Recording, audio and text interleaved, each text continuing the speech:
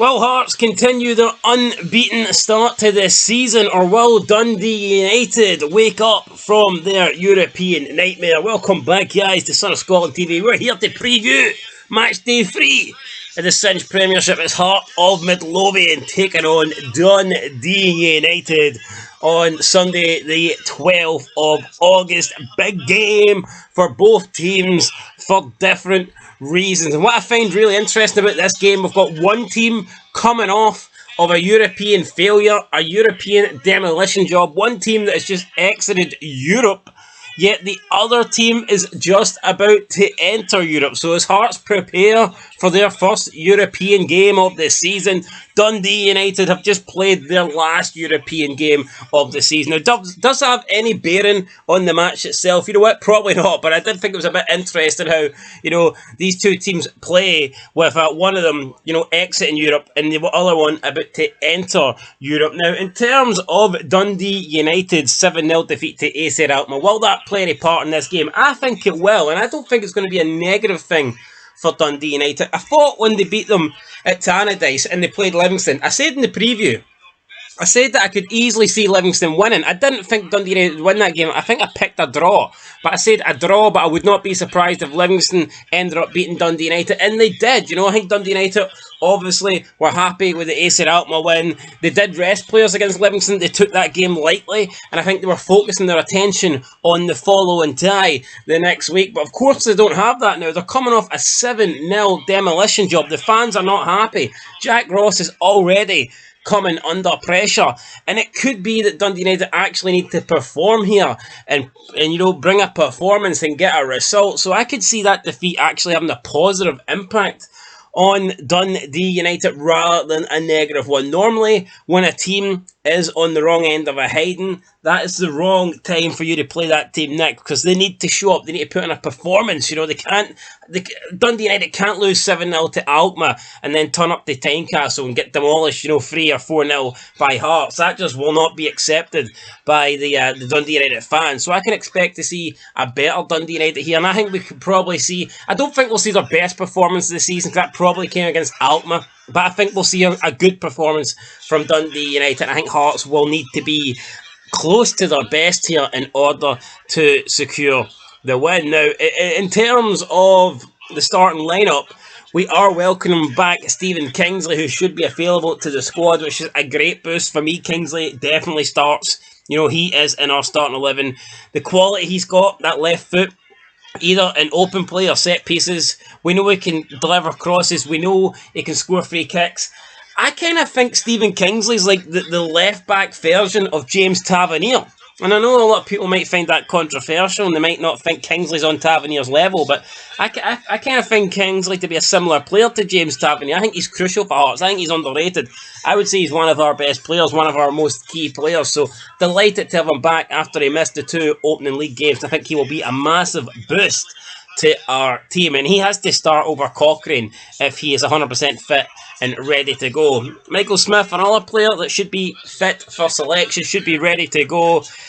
He did come off last week's game against Hibs, but he's been given the green light, as to speak. Red light, green light. This ain't Squid Games. Hopefully nobody dies on the pitch, but he has been given the green light to start. So hopefully we get to see Michael Smith make a start and put in a good performance, as the Rolls Royce normally does. The only player that will not be featuring for Hearts is Benny Benenjmi, who's still out with an injury. Honestly, do not know when he's going to return. Could be another few months from now. And Benenjmi is a big miss. He's a solid player, and we are a better team with him, in the squad. Maybe, I don't know, you can argue whether he should start or not, but he definitely, if he's not starting, he's 100% a sub. So yeah, we do miss Benenjmi, no doubt about that. As for Dundee United, not too sure about their team selection, their fitness, whether they'll be resting some players or whether Jack Ross will be picking his full-strength team. Does the game on Thursday night have any impact? I mean, it has been 3 days ago.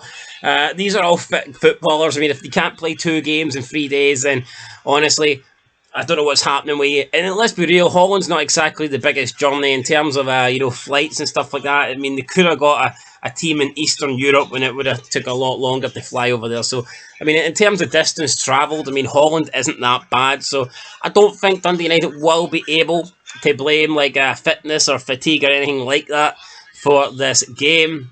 What I thought was interesting, Alan Forrest came out and he spoke about that he decided to choose Hearts over Dundee United. Both clubs were interested in him in the summer. And obviously he decided to become a Jambo rather than a Tangerine. And the team he chose is still in Europe, whereas the other team's been kicked out. So I think it's fair to say Alan Forrest made the correct decision. And I think it would just be icing on the cake if Alan Forrest turned up to Tynecastle and scored against Dundee United, the team that he didn't sign for.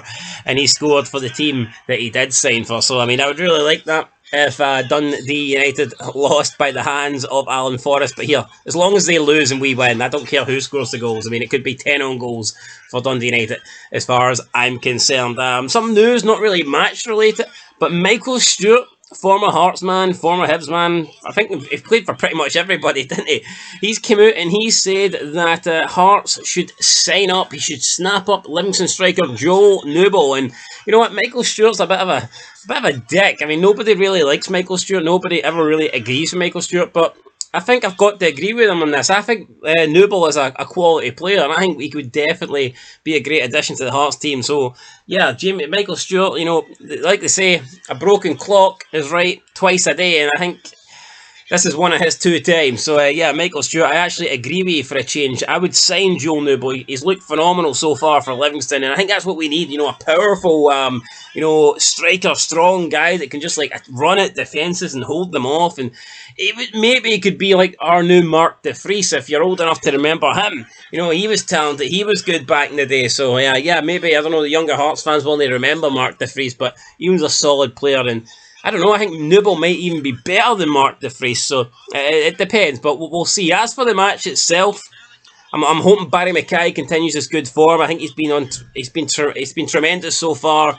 You know, scoring goals, assisting goals. So yeah, I'm excited to see Barry Mackay take apart Dundee United. I'm going to go for Hearts 2, Dundee United 0. I think we're going to win 2-0. Don't think it's going to be easy though, and I don't think that the 7-0 result from the other night helps us at all. If anything, I think that hinders us, because I think that gives Dundee United motivation to come out here and put in a performance, you know, for themselves and for the fans. So I do expect a good Dundee United team here. I do expect Dundee United to be very hard to beat, but I still think we'll get the job done. We created loads of chances against Hibs. We didn't take them in the end. It cost us all 3 points. Hopefully we take them tomorrow, and if we do that, then I am convinced that we will leave Tynecastle with the win and with the 3 points in the bag. So anyway guys, that is it there. I'm going to predict Hearts 2, Dundee United. Now let us know what your thoughts are down below in the comments. Leave a like, and if you haven't subscribed already, what are you waiting for?